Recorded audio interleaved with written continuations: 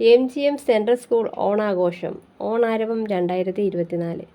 Karuvatta MGM central സ്കൂളിലെ ഈ വർഷത്തെ ഓണാഘോഷ പരിപാടിയായ ഓണാരവം സ്കൂൾ ഓഡിറ്റോറിയത്തിൽ അരങ്ങേറി. സ്കൂൾ പ്രിൻസിപ്പൽ ശില്പ എച്ച് നായരുടെ സ്വാഗത പ്രസംഗത്തോടെ പരിപാടികൾ ആരംഭിച്ചു. തുടർന്ന് മാനേജർ ഫാദർ TS നൈനാൻ അധ്യക്ഷ പ്രസംഗം നടത്തി. സ്കൂളിലെ senior principal VK Cherian, assistant വികാരി ഫാദർ ഡെന്നിസ് എന്നിവർ കുട്ടികൾക്ക് ഓണസന്ദേശം നൽകി.